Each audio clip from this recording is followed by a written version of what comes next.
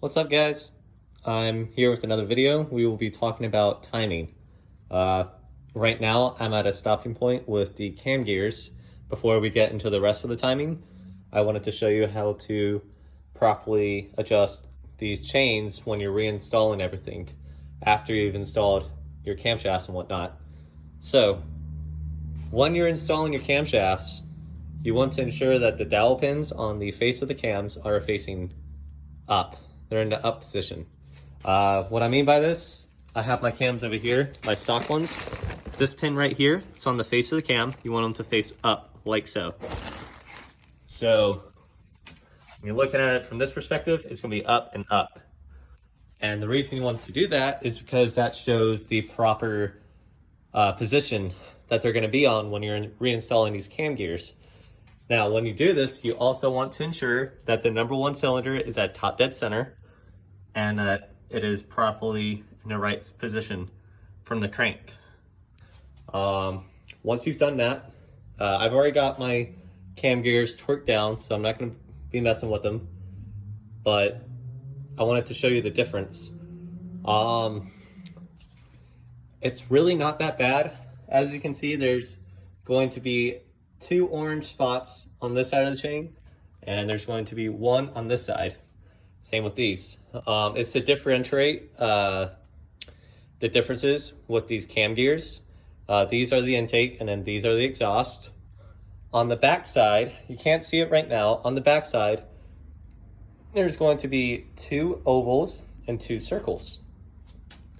Same with this one, you're going to have 2 ovals and 2 circles. And with the passenger side, you will use the circles. With the driver's side, you will use the ovals. The intake cam gear will have 1, and it's also stamped on this one, so you can kind of see that's a circle, and over there you can see oval. It's kind of weird to tell. You see ovals, and then here you see the circles. Again, when you have them off, you can look at the back side, and it's a lot easier to look at it. But you want to have these tensioners pressed up and keep them pressed up. I used a little pin from just a random set I had, and it keeps the tension off the chain so you can adjust it.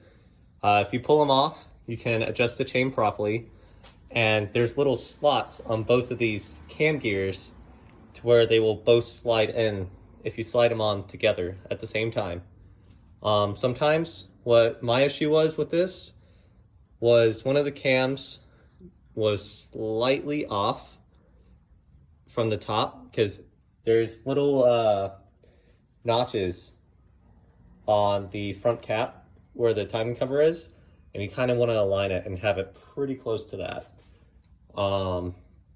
With that being said, one of them wasn't going on all the way, so what I did is, I believe it was my exhaust cam, I slid them on at the same time, and once I knew they were aligned in the pin, I pushed them in, and I used a wrench, and I just slightly pulled my cam to where it aligned, and it just popped right in. Really simple, really easy. And you just hand tighten them at first, and you torque them down to 76 foot-pounds. What you want to do is you want to have a wrench holding the cams in place, because they will try to turn as you torque it, and if you just hold it in place, it will stay in place, and then you can just torque it as needed. Second set of hands does help with this. It's not required. You can have one hand on the torque wrench and then the other one just manhandling it if you need to. The biggest thing is you want to make sure that these 2 notches are aligned right here, because there's teeth, and you can kind of see right here it's going to be these 2 teeth on this side, because like I said, the passenger side uses the circles and the driver side uses the ovals.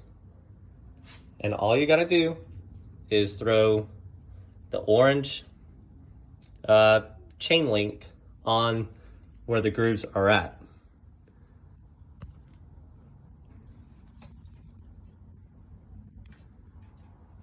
Once you do that, you just slide them on, torque them down, and that's that.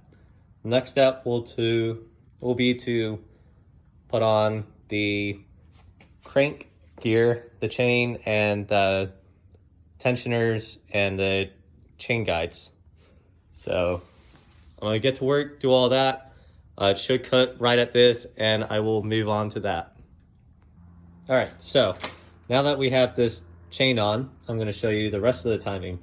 And basically all that includes is these two gears and this one down here. So as I was just talking about earlier, you have these two set. You don't want them to move. Once you have them torqued down, you want to keep them upright how they were. And how you can tell is this notch right here. It's going to be pointing to right there. That notch right there, it's going to be pointing to right there. And down here, you're gonna have this tooth right there on this guy, while this is lined up with that. And once that's all said and done, it's timed. Before that, obviously you wanna get your guides on, you wanna get your tensioner on. When you take it off, you gotta push this back, put a pin in there. There's a little hole right there that you can see. And you just put it back on there, make sure there's torque specs. I can't remember off the top of my head, they're in the guide, you can find them. But it's very straight, simple, straightforward. First you want to do the cam gears, get those done, don't let them move.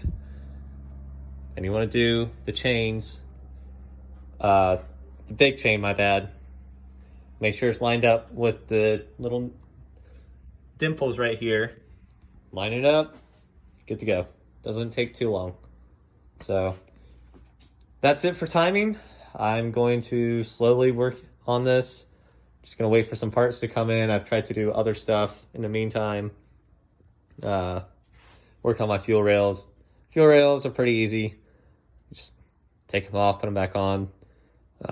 I've ported VHR manifolds and VHR rails. If you get one, you need the other. Can't really use one without the other.